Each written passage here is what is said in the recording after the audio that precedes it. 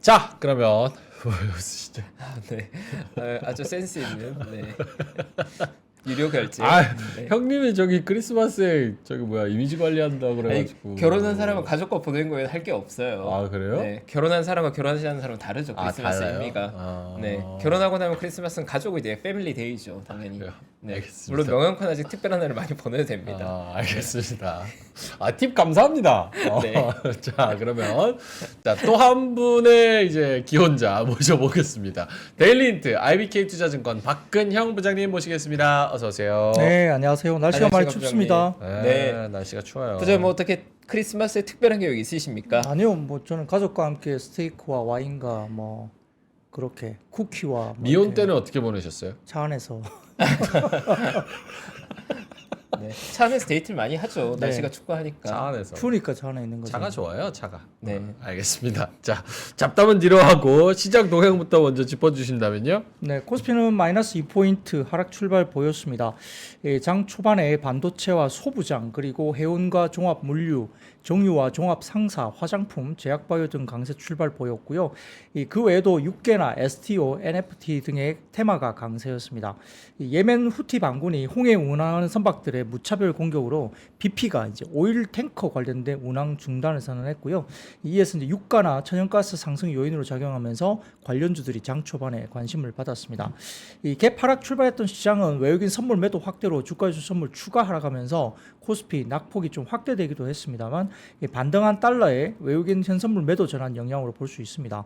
다만 그 장은 좀 빠지는 분위기에서 JYP 엔터를 필두로 엔터 사업 강세가 전환이 특징으로 볼 수 있고, 특히 코스닥 같은 경우는 대주주 양도세 기준 완화 기대감이 오늘도 좀 이어지면서 상승 전환하는 모습을 보였고, 개인 거래량도 증가하면서 코스닥 거래 대금이 코스피를 상회하는 모습도 보였습니다.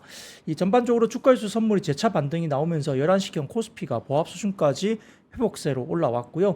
12시경에는 일본의 BOJ가 기준금리와 YCC 정책을 유지하는 결정 발표로 엔화가 약세 전환하기도 했습니다.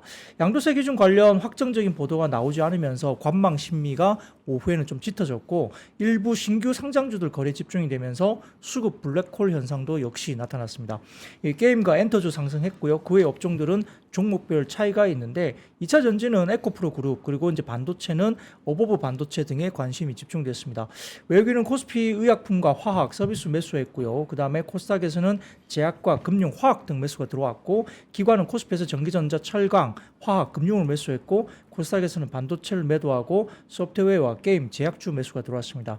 예탁금 수준을 감안한다면 뭐 장세가 여전히 예탁금이 높지 않기 때문에 종목별 차별화 장세가 불가피할 것 같고, 양도세 변수는 이제 너무 지쳐서 영향력이 떨어지는 구간으로 접어들고 있습니다. 근데 그렇다면 좋은 거는 사실 다 나왔고, 왜냐면은 소매 판매 나왔지, CPI 나왔지, FOMC 나왔지, 저기 뭐야 선물 옵션 동시만기 지났지, 대주주 양도세 해주는 쪽으로 지금 얘기 나왔지. 좋은 거는 다 나왔는데 그럼 앞으로는 이런 모멘텀, 재료적인 모멘텀은 좀 떨어진다는 얘기예요? 사실 과거에도 연말 릴리가 나오는 경우가 단기 고점을 형성한 경우가 많이 있었고, 뭐 지금 현재는 12월에 국내는 어떻게 보면 뭐 여름의 고점 회복 못했다고 하지만 글로벌 시장 미국으로 봤을 때는 여름의 고점을 버티고 올라갔잖아요. 그럼 이 정도면 사실 우리가 봤던 산타 랠리 중에 굉장히 의미 있는 정도의 강한 랠리인 거니까 개인적으로는 뭐 조금 더 지켜봐야겠지만 어느 정도 과열 공매에 들어가 있는 종목들도 많이 있는 것 같아요. 그러니까 말씀하신 대로 호재는 다 반영됐으니까 이보다 더 좋은 뉴스는 정말로 대주주 양도세 완화가 되거나 아니면 뭔가 다른 재료가 나오지 않는 이상은 사실 지금처럼 뭔가 단기적으로 많이 올라가기에는 쉽지 않을 것 같다. 네, 상승폭이 클 것 같지는 않습니다. 부장님은요? 지금 뭐 양도세 완화가 나올지 잘 모르겠어요. 26일이 이제 국무회의인데 다음 주 화요일이거든요. 25일이 이제 크리스마스니까 휴일이고, 그럼 이제 며칠 안 남았습니다. 그래서 이게 어떻게 이게 뭐 여야 합의 관련된 이슈도 아닌데 아직까지 끌고 있다는 게 좀 저는 왜 그런지 토통 모르겠어요. 그리고 이제 기준이 너무 오락가락하지 않습니까? 그러니까요. 30억이었다 갑자기 뭐 50억이었다가 뭐 경제부총리는 뭐 결정한 것도 없고 검토도 안 했다. 안 했다 했다가 뭐 대통령실에서는 또 뭐 조금 뭐 진척이 있는 것처럼 또 이야기를 하고, 이게 뭔지는 잘 모르겠습니다. 그리고 또 너무 김이 빠져버렸어요. 아니까리 하죠. 예, 근데 이제 말씀도 어제도 드렸지만 이제 팔 사람들은 제법 다 팔았거든요. 그렇죠. 여기까지 버티면서 그거 나올 걸 기대하고 여태까지 버티고 있는 사람들이 뭐 얼마나 있겠습니까? 근데 이제 문제는 뭐 30억이나 50억 정도 규모가 좀 크게 만약에 완화 기준이 되면 이제 그때 말씀드린 것처럼 이제 대기 매수자, 그러니까 이제 이게 양도세 때문에 주가가 사실 밸류와 상관없이 그냥 수급전 이슈로 많이 빠졌을 때 밑에서 줍줍하겠다고 하는 대기 매수가 먼저 좀 들어올 수 있고, 그다음에 일부러 억지로 10억대까지 줄인 사람들은 30억이든 50억이든 기준이 좀 완화되면 거기까지 채워 넣겠죠, 또다시. 뭐 레버리지를 써서라도. 그러면 이제 대형주보다는 또 중소형주의 움직임들이 실제 좀 더 활발하게 변동성이 좀 좋은 쪽으로 갈 수 있다는 점은 긍정적인 효과인데 네. 사실 뭐 진을 너무 빼고 있어서 어느 누구도 뭐 된다고 말하기가 좀 쉽지 않은, 아직까지는 확실하게 말하기는 좀 어려운 국면입니다. 알겠습니다. 자, 그럼 섹터로 넘어가 보죠. 화장품이 올랐는데 업황이 견조한데 낙폭이 너무 과하다, 이런 인식이 좀 퍼졌습니까? 네, 실제로 뭐 종목들 사이에 그런 종목도 꽤 있었고요. 오늘 같은 경우는 클리오가 오늘 급등을 했거든요. 그래서 이제 종목별로 차별화가 좀 있긴 했지만 화장품 대형사도 오늘 괜찮았고 뭐 클리오 등을 포함한 일부 종목들이 꽤 괜찮았습니다. 네. 첫 번째 사진을 좀 가져와 봤는데 이 차트인데요. 이 차트가 어디냐면 엘프 뷰티입니다. 미국 쪽의 초저가 화장품인데요. 조정 기간을 거치고 신고가가 나왔습니다. 와. 엘프 뷰티가 역시 미국 시장에서 이 우리가 대중적으로 저가형 인디 브랜드 뭐 등을 포함한 저가형 브랜드의 상징적인 의미가 있죠. 그래서 이런 종목들이 지금 미국 시장에서 신고가를 뿜고 있기 때문에 하나증권에서 이제 오늘 클리오 주가 급등 관련된 이야기를 또 냈는데, 실제 11월에서 12월 사이에 업종 순환매 때문에 고점 대비 일부 수급적인 영향으로 조정을 받으면서 클리오가 소외를 받았다고 언급을 했습니다. 근데 산업적인 분위기는 뭐 기본적으로 연초 흐름과 유사하기 때문에 상당히 좋다. 그리고 인디 브랜드 내수 수요라든지 비중국 수출이 견조한 흐름이 지속되고 있고, 아마 클리오 또한 업황이 현저하게 좀 유사하게 굉장히 좋은데 4분기도 클리오가 분기 최대 실적 흐름이 예상되는데 업종 비우호적인 수급 영향으로 단기 주가 조정 구간이 있었다는 거고요. 오늘 같은 경우는 그러한 것들이 반영이 되면서 이제 정상화 쪽으로 주가가 급등했다 봤습니다. H&B 채널이라든지 미국의 온라인 채널 중심으로 판매가 호조됐고, 특히 이제 스킨케어 브랜드인 구달 판매 비중이 상승하면서 마진 체력도 상승하는 구간으로 하나증권에서는 평가를 했고, 네. 참고로 이제 업종 전체적으로 본다면은 뭐 대형사도 양사 모두 대중국 수요는 좀 아쉽긴 하지만 아모레나 LG 같은 경우는 비중국 대응에 따른 실적 차별화가 나타날 건데, 아마 아모레 퍼시픽이 미국과 비중국 지역이 견조하면서 상대적으로 LG보다는 아모레 퍼시픽을 긍정적으로 봤고, ODM사 같은 경우도 12월까지 수주 생산 동향이 굉장히 양호하고요. 한국콜마나 CNC 인터내셔널 같은 경우는 3분기 대비로도 실적 개선폭이 상당히 많이 두드러질 것으로 평가를 했습니다. 중소 브랜드사 같은 경우는 뭐 H&B 채널이나 비중국 수출 호주 기업이 우호적인 실적이 계속될 걸 봤는데 네. VT나 클리오, 아이패밀리 SC 등이 양호했고요. 애경산업과 네오팜, 아이패밀리 SC 등은 4분기 견조한 흐름에도 불구하고 상당히 저평가된 종목으로 분류를 했습니다. 뭐 저도 뭐 VT 같은 경우는 그 니들샷 있잖아요. 마이크로 니들 관련된 네네. VT 뭐 100이라든지 이런 것들 한번 써보고 싶은데, 예를 들어서 뭐 VT 100 같은 경우는 매일 바르는 거, 뭐 300은 한 3일 만에 바르는 거, 뭐 700이면 뭐 일주일에 한번 바르는 거, 뭐 이런 식으로 분류가 되어 있거든요. 그래서 집에서 저도 한번 써보려고 하는데 반응들이 대부분 되게 좋은 것 같더라고요. 아파요? 예, 약간 따끔따끔한 느낌이 난다 하고요. 그게 이제 샷이 높아질수록 좀 더 따끔거리겠죠. 예, 근데 이제 그게 약간의 그 니들 같은 이런 느낌이 있으면서 이제 피부에 흡수되는 거기 때문에 뭐 굉장히 좋은 반응을 얻고 있다고 합니다. 근데 저도 한번 연말에 한번 발라보려고 집에 이제 한 100 그 시리즈 정도는 네. 한 개 사봐라라고 이제 말을 했거든요. 그게 얼마예요? 모르겠어요. 뭐 집에서 집사람이 시키려고 하는데 오면 한번 발라보려고요. 올리브영에서 판매를 하는 겁니까? 올리브영도 있을 걸로 보이고요. 네. 뭐 아주 이제 저가형 브랜드는 지금 다이소. 다이소에도 있고요. 어. 약간 그 어떤 기능적인 별로 약간 또 차별화돼 있어서 이제 그 이사비 씨인가 그 크리에이터 있으시잖아요. 이사배 씨? 이사배 씨.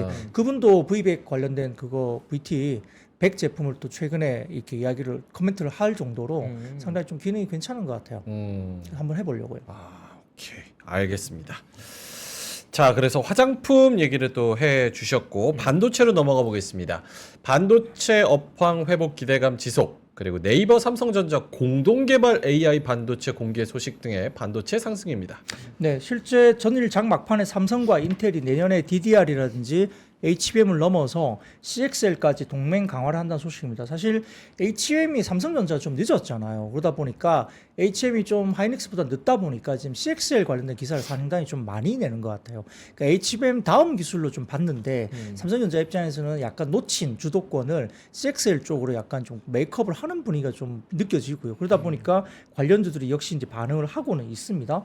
그래서 이제 언론에 따르면 네이버와 삼성전자가 공동으로 또 개발하고 있는 이야기들이 있는데 오늘 AI 반도체가 네이버하고 삼성전자 같이 이제 이야기를 하면서 기존 시스템 대비 전력을 8분의 1 정도만 쓸 수 있는 효율이 있는 거고요. 기존 전력 사용량을 87.5% 절감할 것으로 소식이 전해졌습니다. 그러다 보니까 현격한 전력 감소 때문에 로봇이나 뭐 자율주행 이런 쪽에도 적용 가능 범위가 확대되고 이게 네이버 내의 사용뿐만 아니라 이 칩을 아마 외부 판매도 고려해서 만든 칩인 것 같고요. 시장에서 네이버와 삼성전자 공동 개발한 해당 AI 반도체가 HBM이 아닌 LPDDR이라는 점에 또 주목을 하는 것 같아요. 그래서 이런 기술적인 이슈 때문에 또 오늘 퀄리타스 반도체나 이런 것들도 주가들이 여전히 강했거든요. 그래서 상당히 주가들이 굉장히 올라오는 종목들이 보이고 있고 더군다나 최태원 대한상공회의소 회장이 금일 기자간담회를 통해서 최근 반도체 시장에서 일단 지금 현재 반도체 경기가 락바텀을 벗어나는 단계이고 아직 전체적인 회복 단계는 이루어지지 않았다. 그래서 일부 수요가 전체 마켓을 이끌고 가는 수준이다. 그게 이제 HBM 등을 관련된 이야기를 하는 거겠죠. 그리고 그나마 D램은 나아지고 있지만 낸드 쪽은 아직도 잠을 자고 있는 수준을 언급했기 때문에 이제 사이클의 초기 단계 정도로 이제 언급을 한 것 같습니다. 그래서 오늘 종목들을 보면 AD칩스, 어버버 반도체, 메커스, LMS, 퀄리타스 반도체, 에이펙트, 고영, 이미지스, 뭐 그리고 그린 리소스 뭐 이런 종목들이 이제 주가들이 반응을 했는데 어버버 반도체 같은 경우는 삼성전자와 대규모 MCU 관련된 공급 계약 체결 소식이 있으면서 긍정적으로 또 반응을 했는데요.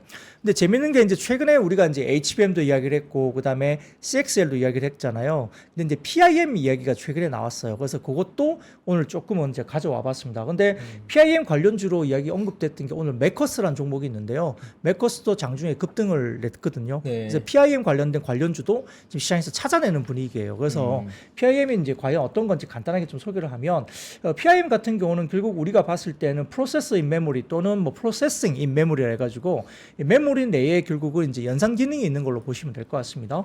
그래서 이제 이게 PIM 같은 경우는 지금 삼성전자가 이미 AMD의 GPU, MI 100 가속기 카드에 HBM, PIM 메모리를 이미 탑재하기도 한 사례가 있기 때문에 실제 현장에서 적용되고 있고 관련된 AMD 같은 경우는 CEO가 나와서 PIM을 최근에 언급하기도 했기 때문에 상당히 기술적인 부분이 현실화되고 있는 부분이고요. 일단 아까 말씀드렸던 MI100 가속기 카드에 이미 들어갔다고 탑재가 됐습니다. 네. 그래서 이제 이 관련된 부분들은 이제 기존 GPU 가속기 대비 성능은 두 배 정도 늘고 에너지 소모가 50% 이상 감소하는 것으로 AI 시대에 상당히 좀 필요한 기술로 이야기가 되고 있는 거죠. 그래서 이거 관련해 가지고 삼성전자와 HBM, PIM 기술을 협업한 이력이 있는 자일링스를 독점 유통하고 있는 메커스가 오늘 이제 장중에 부각이 된 거죠. 그래서 네. 이런 관련된 종목들도 좀 찾아내고 있는 시장인 것 같습니다.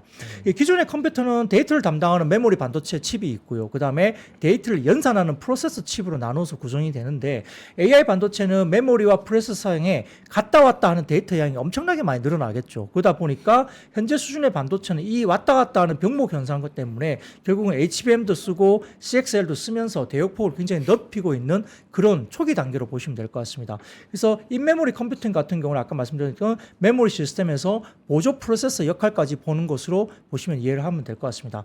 이거 도식화된 부분을 가져와 봤는데 이게 체이스라는 그 플랫폼의 블로거가 내용을 정리한 게 있어서 제가 한번 인용을 해왔는데요. PIM 발전 방향을 해고 이렇게 딱 표시가 돼 있는데 왼쪽 보시면 폰노이만 구조의 아키텍처인데 결국 이게 뭐냐면 D램 메모리가 위에 있고 밑에 GPU나 CPU, 뭐 NPU 등이 각각 있잖아요. 그래서 이게 화살표가 검은색으로 되어 있는데 이렇게 메모리와 GPU, CPU 등이 왔다 갔다 이렇게 막 데이터가 왔다 갔다 하겠죠. 근데 이게 이제 AI로 접어들면 엄청난 양이 왔다 갔다 하기 때문에 병목 현상이나 뭐 이렇게 여러 가지 전력적인 효율이 굉장히 떨어질 수밖에 없는 그런 구조가 됩니다. 근데 이제 오른쪽 보시면 디지털 PIM 이 방향으로 가는 건데 이 메모리에 연산기가 붙어 있는 거예요.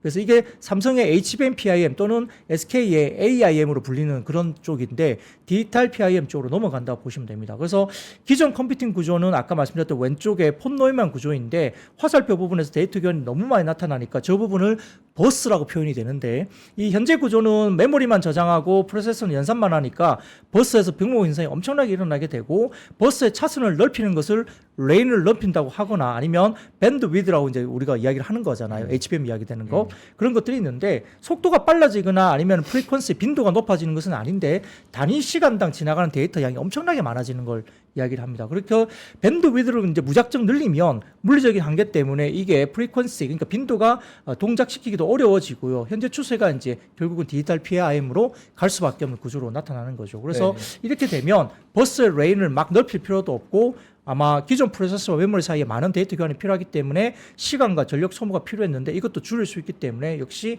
상당히 좀 효율적이다. 그래서 성능적인 전력과 성능적인 이득이 있다고 볼 수 있습니다. 두 번째 사진을 보여주시면 왼쪽이 아까 말했던 폰 노이만 관련된 아키텍처인데 메모리와 그 다음에 이런 부분인데 전체적으로 다 이렇게 한 번에 다 돌아와야 되거든요. 이렇게 빨간색으로 다 돌아야 되는데 오른쪽 보시면 결국은 인메모리 컴퓨팅이 일부 연산을 하고요. PIM에서는 작은 연산들을 하고 그다음에 아래쪽에 메인 프로세스는 큰 연산을 맡으면서 효율적이고 전력이나 이런 것들이 상당히 많이 절전되면서 효율적으로 간다. 이런 개념으로 보시면 됩니다. 그래서 PIM 공정 난이도 문제가 있겠지만 아직까지는 이것에 대한 직접적인 수요가 크지 않은 상황은 맞습니다. 그래서 칩에 대한 크기에 대한 문제도 있고요. 이게 정말 칩 레벨에서 유효한 성능이나 전력 개선이 정말 가능한가에 대한 의문은 여전히 존재한다고 알려져 있는데 그래도 메모리 버스에 하드웨어 장치 추가하면 연산이 복잡해지거나 크기가 커지게 되니까 또 기존의 로드나 명령이 좀 느려질 수 있는 단점도 있다고 합니다. 근데 메인 프로세스와 인메모리 간의 인터페이스도 새로 만들어야 될 문제가 있기 때문에 기술적인 부분이 좀 더 필요는 하겠지만 아까 말씀드렸던 삼성에 있던 PIM 같은 경우가 AMD의 GPU에 이미 이제 메모리가 탑재되는 일단은 현실적인 부분도 이미 진행됐기 때문에 이런 부분에서 또 AMD에서도 최근에 어쨌든 CEO가 PIM 관련된 기술에 대해서 언급을 하기 시작했다는 점은 시장에서 조금 기술적인 부분이 주목을 받고 있다 볼 수는 있습니다. 네. 최근에 뭐 반도체 쪽은 사실 중소형주가 트레이딩하기 편하다 보니까 트렌드를 굉장히 빠르게 반영하고 있는 것 같고 뭐 HBM에서 뭐 CXL로 그다음에 또 PIM으로 계속해서 트렌드가 변하고 있어서 종목에 따른 업데이트가 굉장히 많이 필요한 것 같아요. 근데 가르쳐 주시니까 너무 감사하게 배우기는 하는데 일반 투자자 입장에서 저걸 다 알아야 될 필요는 있습니까? 성향에 따라 다른데 저 개인적으로는 사실 이 정도까지 민감한 매매나 민감한 매매를 많이 하는 스타일은 아니에요. 저는 사실 예를 들어서 뭐 MPU 트렌드 같은 경우에 이미 있는 것 같고 온디바이스 테마나 HBM은 좀 이미 있는 것 같고 PIM은 사실 저는 짧은 테마의 가능성도 있으니까 아직까지는 전 약간은 어렵게 느껴지더라고요, 사실. 네, 그만큼 시장이 그런 시장인 것 같습니다. 지금은. 어때요? 그러니까 뭐 이게 늘 말씀드리지만 지금 이런 단어가 연관된 종목은 밸류에이션 플레이는 절대 아니고요. 수급 플레이거든요. 그러다 보니까 정말 뭐 전문 투자자가 뭐 아주 단기 매매에 능한 분들은 가능하겠죠. 근데 이걸 그냥 일반 투자자에 따라간다. 그리고 저도 PB 입장에서 개인 고객에게 그걸 따라가지고 사게끔 막 만들기가 쉽진 않아요. 근데 이제 저는 제 고객들한테 장중에 이런 데이터들은 다 드리거든요. 고객들한테는 다 드리기 때문에 고객들 손에는 저희 고객들은 이런 개념들이나 관련주는 다 장중에 받습니다. 받는데 그분들이 매매하는 것은 또 별개의 문제이죠. 본인의 투자 성향이라든지 매매 스타일 이런 게 다른데 근데 실제 이게 수익으로 봐서는 터지고 있잖아요. 예를 들면 퀄리타스 반도체가 거의 서너 배 정도 올랐어요. 주가가. 그죠? 그렇죠. 네, 그러니까 그리고 한미 반도체도 이미 그 퍼포먼스를 한번 보여줬고, 그죠? 그러다 보니까. 근데 퀄리타스 투자하는 분들 중에 이 폰노만 구조 이거 뭐 캐시가 어디에 연결돼서 어떻게 캐시가 아래로 연결돼서 위쪽으로 업플로우로 가니까 요거는 퀄리타스 사야지 이렇게 생각하는 분들 없을 거 아니에요. 그렇게까지 구체적으로 알고 사는 분은 잘 없겠죠. 그러니까 관련주라 하니까 따라가서 뭐 매매를 했거나 이럴 수 있는데, 근데 실제 수익을 워낙 세게 주니까. 그러니까요. 최근에 관련 종목들이 뭐 종목도 우리가 이제 소재 쪽을 좀 보자고 하지만 그쪽은 좀 올라가는 듯 해도 그렇게 막 급등하는 종목이 나오진 않거든요. 근데 보면 뭐 퀄리타스 반도체 그리고 최근에 같이 쌍두마차로 달렸던 제주 반도체 이런 종목들도 같이 날아갔죠. 그다음에 CXL 나오니까 뭐 네오셈이라든지 오픈 엣지 테크놀로지 이런 관련된 종목들도 막 날아가고 칩셋 미디어도 최근에 뭐 굉장히 좋았잖아요. 그러니까 이게 MPU가 나오고 또 뭐 여러 가지 뭐 디자인 하우스에서 또 이렇게 날아가고 IP가 어떻고 뭐 이러니까 관련된 종목들은 정말 활발하게 수익률이 엄청나게 나오다 보니까 이게 모를 수도 없는 거고. 그리고 또 그냥 또 막상 그냥 사자니 밸류 플레이도 안 되고 개념도 모르면 또 손도 안 나가잖아요. 그러다 보니까 우리가 이건 뭐 개인적인 성향이고 투자에 대한 판단이긴 하겠지만 시장에서 어쨌든 끌고 가고 있는 지금 핵심의 어떤 영역에 있는 건 맞거든요. 지금 이렇게 반도체 소부장만큼 활발하게 수익을 내주는 또 섹터 종목들이 그렇게 또 많지는 않습니다. 그래서 그런 것들 알고는 있어야 되는데, 근데 이제 이런 느낌 들죠. 왜냐하면 HBM 갔다가 CXL 갔다가 PIM까지 왔잖아요. 약간 끝물 같은 느낌이 들지 않나요? 그쵸. 예, 좀 이렇게 넘어오는 것들이 자꾸 이제 뭔가를 자꾸 찾아내기 시작하고 이제 종목들도 수도 적어지고, 그리고 또 기존의 대장주라고 했던 한미 반도체가 쉬고 또 퀄리타스 반도체도 이제 이미 4만 원대 넘어왔거든요. 좀 많이 목에 굉장히 찼단 말이에요. 좀 약간 비싸다 할 정도 차 있다는 거죠. 그러니까 약간 끝물이고 움직일 때도 같이 움직이지 않아요. 그러니까 가는 애 한두 개 정도만 또 움직이고 나머지는 또 그렇게 힘이 없고, 그러니까 살짝 좀 조심해야 되는 느낌도 사실 들 정도로 아하. 최근에 일부 소부장들은 좀 과열권에 이미 들어왔다 느낌이 좀 듭니다. 알겠습니다. 그래서 밸류에이션이나 내년의 성장에 대한 그림을 좀 찬찬히 좀 찾아볼 필요가 있고, 네. 이제 근데 이제 우리가 HBM이든 뭐 CXL이든 PIM이든 실제 아까 채택된 물건이 있잖아요. 네. 실제 기술적으로도 채택이 됐다는 게 있기 때문에 알고는 있어야 될 것 같고, 그게 어떻게 개화될지, 그리고 여기서 빠져 있는 뭐 팬아웃 기술 같은 경우도 마찬가지예요. 이게 적층이 아니라 옆으로 펼치는 뭐 이런 뭐 기술로도 알려져 있는데, 그러니까 그러면 TSV라는 어떤 공법이 필요가 없어지는 거거든요. 팬아웃 기술이. 뭐 그런 것들도 지금 우리가 좀 알고는 있어야 되고, 이게 24년에 상당히 좀 다시 개화될 가능성도 언급이 되고 있는 일부가 있기 때문에 좀 알고는 있어야 된다. 그래서 그런 것들도 좀 스터디는 할 필요는 있겠습니다. 오케이, 알겠습니다. 요 얘기 좀 해주세요. 부동산 PF 얘기가 굉장히 많이 나옵니다. 부동산 PF 유동성 위기 우려 때문에 건설주 하락. 네. 사실 뭐 오늘뿐만 아니라 최근에 SBS가 급등하면서 결국 태형건설 이슈가 이제 불거지고 있는 네. 겁니다. 그래서 이 건설주들이 사실 뭐 해외 플랜트나 해외 쪽 수주를 받는 일부 종목들 빼고는 국내 건설 쪽에 관련된 어떤 집중이 되어 있는 종목들은 좀 부담스럽죠. PF 관련된 이슈가 사실 조금 터질만 한데 뭐 내년 정도 총선을 앞두고 있어서 약간 좀 누르고 있는 것이 아니냐 뭐 이런 이야기도 좀 있을 정도로 PF에 대한 우려가 상당히 좀 있긴 합니다. 근데 이제 아마 질서 있게 뭔가 좀 구조 조정을 정부 입장에서도 조정을 할 것으로 저희는 기대하고 있고, 뭐 예전처럼 레고랜드 사태처럼 그때 터질 때처럼 막 정신없이 터지지는 않을 걸로 시장에서는 좀 기대를 하고 있고, 정부도 아마 그런 생각을 가지고 대책을 마련하면서 천천히 질서 있게 좀 구조 조정을 하지 않을까, 저도 그렇게 바라봅니다. 근데 실제 재계 순위 11위와 40위 정도가 이제 신세계하고 태형건설 그룹이거든요. 그래서 이런 쪽에 건설업체들이 고금리 여파로 이제 PF 부실을 약간 좀 위기에 있다라는 기사들이 조금 나오고 있는 상황인데요. 한국투자증권에서 최근에 태형건설 관련된 이슈가 나온 이후에 처음으로 보고서를 냈습니다. 그래서 한국투자증권 보고서를 보면 태형건설이 보증한 PF 대출 잔액이 올해 3분기 말 기준으로 4조 4,100억 정도 수준이라고 했고요. 민자 SOC 사업을 위한 PF 대출 보증액을 제외한 순수 부동산 개발 PF 잔액은 3조 2천억 정도로 추정을 했습니다. 그래서 이 중에 상환 재원을 확보하지 못한 채 미착공 상태로 남아있는 현장의 비중이 과반 정도 된다고 합니다. 그래서 그게 올해 1분기 기준으로 한 47% 정도 수준이니까 높은 편이죠. 그리고 미착공 현장의 45%가 6대 광역시 포함한 지방 소재에 거의 다 있기 때문에 서울, 경기 빼고 지방 쪽에 거의 다 있다고 본 거예요. 그래서 모든 지방 현장이 만약에 미착공 상태에서 대출 연장 없이 사업을 마감하면 태형건설이 이행해야 될 보증액이 약 7,200억 정도 규모입니다. 적지 않은 규모거든요. 그래서 24년부터 사업성이 부족한 현장의 PF를 대출 재구조화 작업이 만약에 본격적으로 진행이 되면 아마 태형건설이 가장 먼저 직면해야 될 리스크가 좀 클 수도 있다, 이렇게 평가를 했습니다. 첫 번째 사진을 띄워주시면 네. 태형건설 PF 보증액이 이제 자기 자본 대비 525%까지 올라왔어요. 엄청나게 치솟고 있는데 지금 2016년도 같은 경우는 한 200% 초반 정도였거든요. 근데 지금 그게 금액이 기하급수로 넘어지면서 이렇게 500% 넘는 이런 자기 자본 대비 상당히 보증액이 높아지고 있고요.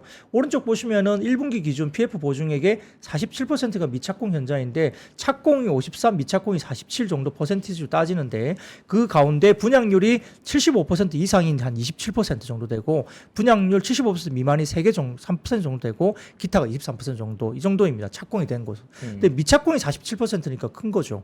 그래서 이제 문제는 단기 유동성 부족인데 결국은 태형건설의 3분기 말 기준 순차입금이 1조 9,300억, 그리고 부채 비율이 478.7%인데 시공능력평가 35위 내에 대형 중견 건설사를 통틀어서 부채 비율이 가장 높습니다. 그래서 최근에 이자 비용으로도 뭐 영업이익을 가지고도 벌어서 갚기도 어려운 상태까지 와 있다 볼 수 있는데 다음 사진 보시면 PF 대출 보증 잔액 비교입니다. 이 보시면은 태흥건설이 제일 높습니다. 네. 그죠? 그리고 현대건설도 그 다음으로 일단 보증 잔액은 높은 편이고 뭐 GS건설과 롯데건설, 대우건설 순으로 일단 이렇게 3분기 말 기준으로 한국투자증권에서는 평가를 했습니다. 근데 현대건설이나 이런 쪽은 그래도 이제 내부 현금이 좀 있기 때문에 크기 때문에 뭐 DLNC나 이쪽도 그렇고 내부 현금 보유 비중이 좀 높다고 제가 알고 있거든요. 그래서 이게 PF 보증 잔액이 좀 있긴 하지만 내부 현금이 있는 걸 따지면 좀 그래도 아직은 좀 안정권에 있다 볼 수 있는데 그건 나중에 도표가 있으니까 좀 보여드릴게요. 그래서 지금 매년 부동산 개발 자회사를 통해서 자체자 사업에 대한 의존도를 높이긴 했지만은 사실은 시장이 빠르게 이제 무너지면서 핵심 부분 수입성이 절반 이하로 감소했다. 이 부분 때문에 대형건설이 갑자기 좀 어려워진 겁니다. 그래서 결국은 TY홀딩스의 유동성 지원이 일단 그 굉장히 필요한 희망 상황인데 핵심 관계 기업인 SBS 지분 매각은 한국투자증권에서는 지분 매각 가능성 상당히 낮게 봤습니다. 오히려 어떻게 보냐면 에코비트라는 쪽에 지분 담보를 해서 추가로 대출을 받거나 비핵심 자회사 그리고 관계기업 지분 매각에서 마련하는 현금을 태형건설 쪽에 아마 대여금으로 내릴 가능성이 높게 평가를 했는데요. 그 다음 사진 보시면은 TY홀딩스와 관계사 부채 비율 비교인데 태형건설이 거의 500% 가까운 부채 비율을 3분기 말로 갖고 있죠. 근데 밑에 보시면 에코비트 같은 경우가 171% 그리고 TY홀딩스가 73.7, SBS가 49.8 뭐 그 대에도 뭐 태형 인더스트리가 28.1 상당히 좀 재무 구조가 괜찮은 회사들이 있습니다. 네. 그렇기 때문에 바로 지금 뭐 어떤 SBS를 바로 매각하거나 그것보다는 아마 아까 말씀드렸던 에코비트 관련된 지분을 담보해서 추가로 대출을 받아서 아마 좀 지분 현금을 내려주지 않겠냐 보는 것 같고 오른쪽 보시면 TY홀딩스 보유 관계사 지분을 과거에 활용해서 태형건설의 유동성을 지원한 사례가 있습니다. 그래서 TY홀딩스가 이렇게 채권을 발행해가지고 이렇게 외부에서 조달해서 이렇게 태형건설 쪽으로 자금 지원한 사례가 있습니다. 그래서 그 다음 사진 보시면 TY홀딩스의 에코비트 추가 담보 설정과 대여 가능의 추정 표인데요. 네. 기본적으로 뭐 에비타 정도, EV 에비타를 한 10배 정도 놓고 베이스로 놓고 사업 가치를 봤을 때 TY홀딩스의 지분 가치를 보면 어쨌든 지금 담보 가능 설정 금액이 3,640억 정도가 나오거든요. 그래서 이런 걸 봤을 때 뭐 에비타 관련된 기준 베이스를 한 10배 정도 봤지만은 뭐 그게 12배, 14배를 이렇게 올라갔을 때는 조금 이제 담보 금액이 달라집니다. 그래서 아마 이런 기준으로 TY홀딩스가 에코비트 추가 담보 설정하면서 현금 유동성 지원을 하지 않겠느냐 이렇게 보는 것 같아요. 그래서 아마 지금 태형건설 워커 루머에도 불구하고 지난주 이후에 시장에서 PF 유동화 증권 스프레드는 오히려 비교적 안정적이었고 그렇기 때문에 경계를 할 필요는 분명히 있다 그렇게 보지만 다만 태형건설 관련해서 뭐 무너진다라고 예단하지 말고 회사의 대책을 좀 지켜보자. 이런 쪽으로 코멘트를 했습니다. 그래서 일부 이제 건설사들은 조금 지금 이런 과정에서 조금 이제 뭐랄까 투자했던 심리가 좀 위축될 가능성이 특히 이제 중견기업, 그러니까 대기업보다는 조금 중소 건설사들은 조금 심리가 더 안 좋아질 가능성이 있죠. 그래서 이런 부분들은 좀 예의주시를 할 필요는 있겠습니다. 네. 그래서 다음 사진 마지막으로 보여드릴게요. 보시면 경쟁사 대비 안정성입니다. 이게 좀 중요하죠. 그렇죠. 예, 보시면 왼쪽에 이제 세로축은 부채 비율이고요. 오른쪽에 가로축은 유동 비율입니다. 그러니까 오른쪽으로 가면서 낮을수록 좋은 거잖아요. 그렇죠. 예, 그러니까 보시면 유동 비율 130% 내에서 부채 비율 200% 안으로 들어가면 뭐 HTC 현대산업개발도 상당히 낮은 편에 속하고 DLNC, 뭐 IS동서, 서희건설, 현대건설, 뭐 DL 이쪽이 좀 낮은 편에 속하죠. 근데 이제 지금 태형이 이제 좀 높게 형성돼 있죠. 부채 비율도 높고 130% 미만이죠, 그죠? 그리고 신세계, 뭐 두산 뭐 이렇게 쭉쭉 나와 있습니다. 그래서 코론 글로벌 이런 쪽도 조금 높은 편에 안 좋은 쪽에 속하는 거죠. 신세계는 뭔데 부채 비율이 저렇게 높은? 글쎄요, 신세계 건설이 좀 상당히 좀 낮게 또 형성돼 있어요. 그렇죠. 어. 그러니까 신세계건설은 신세계그룹 내에서 메인 계열사가 아니다 보니까 재무 구조를 그렇게 정리를 안 해놓은 거죠. 그러니까 레버리지가 높은 사업을 일부 하는 거죠. 광주 베이스죠? 그렇죠. 광주 베이스. 근데 신세계 건설이 요즘에 대구에도 많이 지어요. 그래요. 뭐 빌리브라는 뭐 이렇게 네, 뭐 오피스텔 브랜드. 예, 브랜드가 있거든요. 어. 주상복합을 대구에 어마어마하게 짓습니다. 그런 거 하는구나. 네, 신세계 건설에서. 근데 이제 그게 분양이 다 됐는지는 제가 모르겠어요. 근데 제가 이제 그 처갓집이 이제 대구라서 내려가 보면 신세계 빌리브가 어마어마하게 많습니다. 대구도 요즘에 부동산 시장 좀 안 좋다는 안 얘기 좋죠. 많잖아요. 예, 어렵습니다.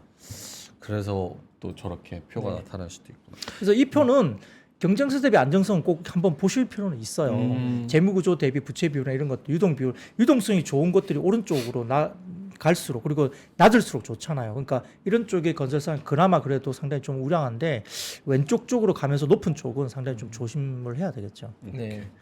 실제로 그 총선 전에는 그래도 어떻게든 틀어 막을 것이다 이런 썰도 있잖아요. 이게 좀 근거가 있는 얘기입니까? 짧게만 시간이 없어서. 전 정치적 일정은 증시에 영향력이 있습니다. 아. 네, 저희 관점에서는. 부장님은요? 뭐 분명히 그런 것들은 저는 있어 보이고요. 네. 그리고 뭐 예를 들어 뭐 부실 사태 관련된 이슈가 어쨌든 상반기에 GS건설의 어떤 이슈가 나왔고 또 오늘도 기사가 뭐 대우건설이 모 현장에서 약간 뭐가 좀 누락됐다 뭐 그런 이슈도 나오고 있는데 아무튼 그런 것들이 하면서 그런 이슈가 있는 이제 건설사들이 GS건설도 채권 발행 금리가 엄청나게 치솟고 있거든요. 그래서 일단은 좀 그런 것들이 불안한데 뭐 선거 전에 이걸 갑자기 터뜨리기에는 정부 입장에서도 부담스럽겠죠. 그래서 어떻게든 지금은 제가 말씀드린 게 굉장히 우리가 원하는 거지만 질서 있게 구조조정을 해나가는 어떤 뭔가를 계획을 계속 하면서 천천히 좀 해나가지 않을까 생각이 듭니다. 근데 이제 놔둬서는 안 되는 건 맞잖아요. 뭔가 그렇죠. 문제가 있으면 해결은 해야 되는 거기 때문에 이걸 계속 묻어둘 수는 없어요. 그러니까 질서 있게 어떻게든 잘 처리를 할 수 있도록 정부가 잘 제도적으로 좀 잘 했으면 좋겠습니다. 알겠습니다. 1, 2분 정도 있는데 제약바이오 이거 꼭 해야 되기도 하고 좀 난감하네. 이거 어떻게 할까요? 근데 뭐 그냥 제약바이오는 최근에 올라온 것은 이제 금리 인하기에 있어서 이제 헬스케어나 제약바이오가 많이 이제 어떤 금리 인상 때 그 피해주였기 때문에 인하 시점에서는 지금 좀 볼만하다는 거고 네. 주가 올라간 게 거의 없고 오히려 빠졌으니까 그리고 두 번째로는 이제 JP 모건 헬스케어 컨퍼런스가 1월 8일 정도부터 시작이 됩니다. 그래서 그와 관련된 종목이 제가 말씀드리면 뭐 참가 기업으로 보령, 동아ST, 한미약품, 유한양행, 차바이오그룹, 유바이오로직스, 앞타바이오, 뭐 GI 이노베이션, 뭐 에이프릴바이오 등이고 셀트리온과 삼성바이오로직스, SK바이오팜도 컨퍼런스에 참여할 거기 때문에 큐리언트 같은 경우도 뭐 신규 항암제 발표가 있으니까 이런 종목들이 이제 눈에 띄게 아마 아까 말씀드린 JP 모건 컨퍼런스 쪽에 관련된 종목들은 이슈가 모멘텀이 일단 있다고 볼 수 있겠습니다. 알겠습니다. 네. 제바 요즘 흐름이 좋기 때문에 한번 이야기를 나눠봤고요. 자, 그럼 박근영 부장님은 여기서 인사를 좀 드려야 되는데 뒤에 또 배터리 다이브, 배터리 시장 기회와 우려 얘기하니까 계속 채널 고정해 주시면 좋을 것 같고요. 우리 IBK 투자증권 박근영 부장님은 여기서 보내드리도록 하겠습니다. 오늘 고맙습니다. 감사합니다. 감사합니다, 부장님. 외환위기 오는 거 아니에요? 금융위기 오는 거 아니에요? 이런 질문들을 좀 굉장히 많이 받았었습니다. 탐욕이 되게 강했을 때 위험자산으로서의 극단적인 쏠림이 나타나고 공포감이 극에 달했을 때 안전자산으로서의 극단적인 쏠림이 나타나거든요. 과거의 일이 미래에 똑같이 일어난다 이건 아니지만 그때 당시에 위기 상황에서는 어떤 공통점들이 있었는지를 보면서 우리가 대비를 하는 방법도 고민해 볼 수 있고요. 과거를 제대로 이해하는 순간 위기의 실체가 드러납니다. 오건영의 현실 경제 이야기를 서점에서 만나보세요.